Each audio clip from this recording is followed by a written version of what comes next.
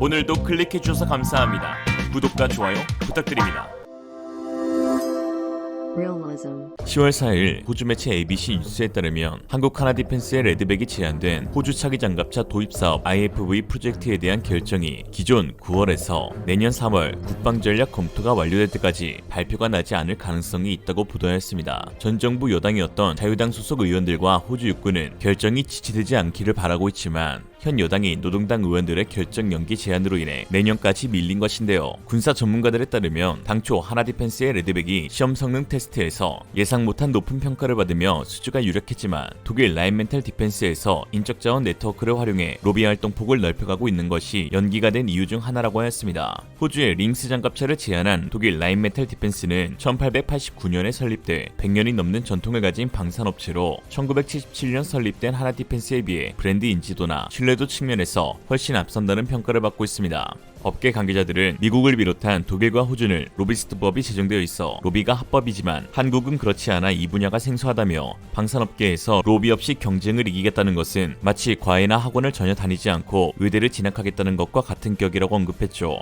로비스트의 천국이라고 불리는 미국 워싱턴에는 현재 의회에 등록된 로비스트만 해도 2만여 명이 활약하고 있고 이들 중 태반이 군수업계 로비스트입니다. 미국 로비업계에서는 석유에 이어 무기가 두 번째로 큰 사업 대상인데요. 독일과 미국 굴지의 군수업체들은 별도로 PAC라는 공인된 로비단체도 두고 있습니다. 이 단체는 연간 500억 달러에 달하는 세계 무기 시장과 1천억 달러 안팎의 미국 무기 납품을 겨냥하고 활동을 벌이는데요. 지난 한 해 동안 세계 군수업체 중 매출 실적이 10위 안에 든 회사는 모두 PAC 주주 업체들이었습니다. 이들 무기업의 손길은 세계 여러 의회에도 뻗쳐 있습니다. 해외 매체 오픈 디마크러시에 따르면 세계 각국 무기회사들은 독일 국방 예산 인상을 앞두고 독일 의회에 600만 유로를 로비하는 데 썼다고 하였습니다. 무기회사들은 오랫동안 독일의 군사비 증액을 촉구해왔는데 독일 의회의 로비 등록부에 따르면 크라우스 마페이 베그만, 라인메탈, 에어버스, 티센그룹 등 많은 기업들이 2022년 이후 의회 의원들에게 총 640만 유로 이상의 로비를 지출했다고 하였습니다. 호주 의회가 예정된 9월 발표를 갑자기 3월로 연기하려는 움직임도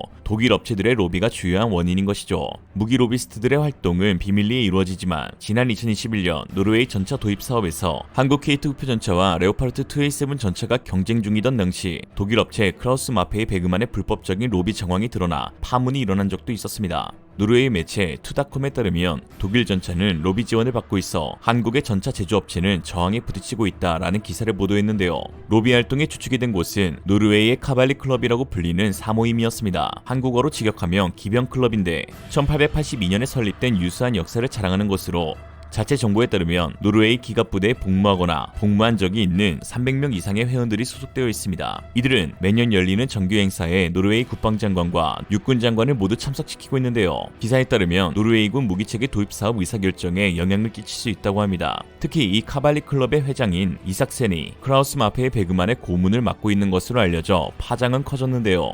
카발리 클럽의 웹사이트에서는 노르웨이 전차 도입 관련 칼럼을 썼는데 당시 레오파르트 2A7 전차를 두고 우수한 화력과 특출난 기동성과 같은 표현과 함께 다양한 사진 및 비디오 영상으로 노르웨이에게 이것이 왜 최고의 선택인지 설명하였지만 K2 흡표 전차에 관해서는 단 하나의 기사만 내보냈습니다. 그리고 그 기사라는 것도 심지어 2017년 신형 파워팩 엔진 및 변속기의 기술적 문제와 관련된 K2 프로그램의 지연에 대해 보도한 내용이었죠. 심지어 카발리 클럽은 크라우스 마페이 베그만의 레오파르트 2A7.NO의 소유권을 가지고 있는데 그건 그렇다 쳐도 K2 블랙팬서.NO의 도메인의 소유권도 멋대로 가지고 있는 것으로 드러났습니다. 현대 로템의 노르웨이 지사 라스무스 모겐센 대표는 K2 블랙팬서에 관한 정보를 담은 웹사이트 설립을 검토했으나 이미 카발리 클럽에서 구매하였다는 사실을 발견했고 놀라움을 금치 못했다며 특히 카발리 클럽 웹사이트에 K2에 대한 4년이 넘은 부정적 기사가 실렸을 때는 경악을 금치 못했는데 카발리 클럽 회장 겸 KMW의 고문인 이삭센이 이러한 결정을 내렸다는 것을 이해할 수 없으며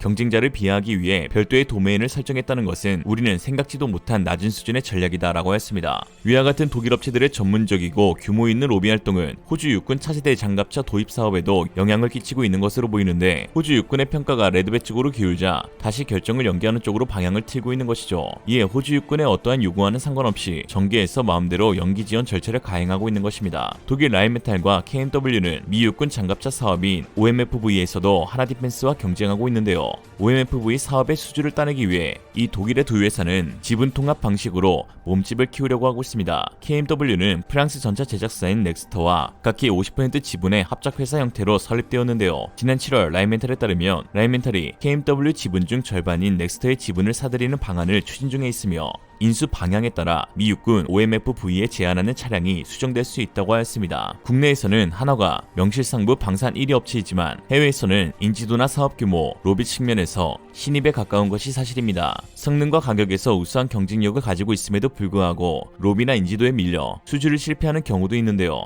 이에 규모나 인지도를 높이는 것이 하나에게 있어 최우선 현안으로 록히드 마틴, 오시코시, 엘빗 등 해외 유명 업체들과의 컨소시엄 방식을 채택하고 있는 것이죠. 지난 3월 호주 매체 파이낸셜 리뷰 앤드류 틸레 정치부 기자의 기사에 따르면 하나의 레드백이 테스트에서 예상보다 더 강력한 성능을 보인 후 육군 내에서 강력한 지지를 받고 있지만 라인멘틀의 링스에도 몇 가지 유리한 요소가 있다라고 하였는데요. 앞서 언급한 바와 같이 성능과 가격에서 뛰어나지만 로비 측면과 인지도 및 회사 규모에서 불리한 조건을 지녔다는 것입니다.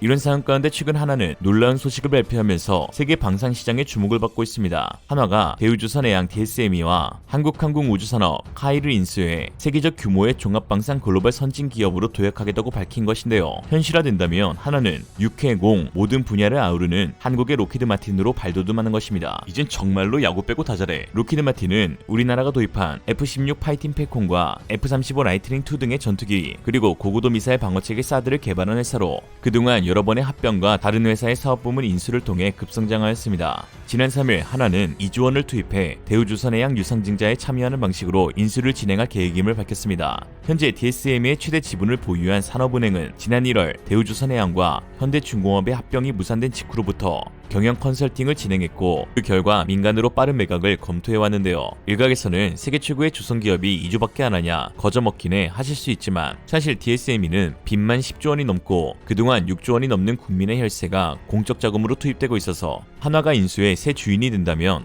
두루두루 여러모로 좋은 거래가 될 수 있습니다. 하나는 현재 하나 에어로스페이스와 주 하나의 방산부문, 하나 디펜스 등 3개 회사에 분산되어 있던 방산부문을 하나 에어로스페이스 하나로 통합하는 작업을 진행 중에 있습니다. 이를 통해 회사를 2030년까지 글로벌 방산 톱10 기업으로 키우겠다는 구상을 밝혔는데요. 여기에 대우조선해양까지 더해지면 기존 방산에서 해양 방산까지 아우르는 육해공 통합 방산 시스템을 갖출 수 있다고 보고 있습니다. 하나의 방산 부문에는 잠수함, 전투함, 보조함 등 군용 선박이 빠져 있는데 국내 1위 함정 건조업체인 대우조선해양을 인수할 경우 이 부문을 단숨에 보완할 수 있기 때문입니다. 하나는 중동, 유럽, 아시아 고객 네트워크를 공유하면 하나 에어로스페이스와 하나 시스템의 무기시계는 물론이고 대우조선해양의 주력 방산 제품인 3,000톤급 잠수함 및 전투함 수출도 늘어날 것이라고 했습니다. 또한 현재 하나는 LNG 발전과 태양광 수소 등 에너지 사업 분야에서 대우조선해양의 LNG 원유 시추용 플랜트와 LNG 선박의 시너지가 합쳐지면 에너지 생산에서 운송, 발전까지 전 과정에 걸쳐 밸류체인을 구축할 수 있다는 계산입니다. 또 안정적인 자금 투입으로 인해 그동안 대우조선해양의 저가 수주에 등살 떠밀린 듯 가격이나 경쟁을 펼쳤던 현대중공업과 삼성중공업 역시 정가 수주라는 이점을 챙길 수도 있습니다. 또한 하나는 DSME 이외에 카이 민영화까지 뛰어들고 있는데요. 카이는 97년 외환위기 후 이를 수습하는 과정에서 현대우주항공, 삼성항공우주산업, 대우중공업 등 대기업 항공사업 부문을 통합해 세워졌습니다. 지난 3월 기준 한국수출입은행이 지분 26.41%, 국민연금 9.55%, 하나금융투자 4.85% 등을 보유하고 있는 국영기업인데요. 카이는 지난달 29일 하나측과 수차례 접촉하며 사업 현황과 미래 먹거리, 민영화에 대한 시너지 효과 등을 논의하기도 했다면서 그러나 아직은 구체적으로 언급된 것이 없다라며 조심스러운 단계임을 밝혔습니다. 만약 하나가 대우조선해양과 카이를 인수하게 된다면 현재 80조 3,800억인 자산 총액은 98조 2천억으로 올라 재계 6위로 뛰어오를 수 있게 되고 방산 분야에서도 세계적인 규모를 갖출 수 있게 됩니다. 특히 항공업계 관계자에 따르면 현재 카이는 공적 자금이 투입된 상장사라는 특수성이 있어 방산업계에서 일반화된 로비 활동에 직접 나서는데 어려움이 많다면서 이런 이유로 카이는 무기거래 전문 에이전트를 고용하고 있지만 이 또한 상당한 수수료가 발생하는 까닭에 수익성을 갉아먹는 요인으로 작용한다라고 말하기도 했습니다. 하나가 카이를 인수하게 되면 보다 적극적인 로비 활동으로 해외 수주 사업에서 눈에 띄는 성과를 낼 수 있고 전 세계적으로도 보기 드문 육해공, 우주산업까지 아우르는 방위산업 기업이 탄생하는 것입니다. 방산 전 분야를 다루는 기업은 세계 1위 록히드 마틴 하나 정도인데요. 2위 레시온, 3위 보잉, 4위 노스록 그루먼 등은 육해공 모든 체계를 다루지는 않고 있습니다. 로키드 마틴 한국 지사가 하나그룹 소유의 서울 여의도 63빌딩에 위치한 곳은 우주의 기운이 그쪽을 가리키는 건 아닐까 싶네요. 이런 엄청난 소식에 해외 네티즌들 역시 주목하고 있습니다. 해외 커뮤니티 사이트 레딧은 한화가 DSM과 카이를 인수하게 되는 소식을 전하며 놀랍다는 반응을 보였는데요. 네티즌들은 미쳤다, 엄청난 규모의 인수가 될 거야, 그래 회사 이름대로 살아야지, 한국 폭탄 회사, 잘하고 있어, 한국 폭발물 그룹이라고 했습니다. 우수한 성능과 뛰어난 가격 경쟁력을 가졌지만 미국과 독일에 비해 낮은 인지도로 억울함을 당했던 하나디펜스는 이번 대규모 인수를 통해 세계 유수의 방산 기업들과 어깨를 나란히 할 수 있게 되었습니다. 공정한 경쟁에서는 한국 기술진들이 만든 무기 체계가 앞설 수밖에 없는데 한국인들의 일에 대한 DNA, 그 진심은 세계 어느 국가보다도 뛰어나기 때문입니다. 레드백 장갑차 태스크포스 팀원들은 시제품을 호주에 출하하기 앞서 강판 위에 메시지를 적었는데요. 그 메시지를 보면 한국 연구진들이 단순히 무기체계를 만들어 돈을 버는 행위에서 그치는 것이 아닌 사명감을 갖고 임한다는 것을 알 수 있었습니다. 글에는 이렇게 적혀 있었는데요. 시집 보내는 심정으로 견디고 이기고 온나, 연나게 힘들었다. 그러니 성공하자. 올 때도 굴러서 돌아오자. 호주 사막을 달리는 그날을 위해 아프지 말고 잘하고 오자. TNT 폭발 평가를 견뎌내라. 피땀 눈물 기억해줘. 너만 잘하면 난 야근도 행복해 라고 했습니다. 한 명 한 명 어떠한 마음가짐으로 임했는지 잘 알 수 있는데요. 한국 무기체계가 압도적 성능을 가질 수밖에 없는 이유가 여기에 있죠. 오늘의 한 주평, 한국 무기체계의 경쟁력은 무엇보다 메이드 인 코리아라는 데 있다. 반대하면 중국인. 이상으로 리얼리즘이었습니다. 여러분의 생각은 어떠신가요? 현명하고 지혜로운 여러분의 의견을 지금 댓글에 남겨주세요. 감사합니다.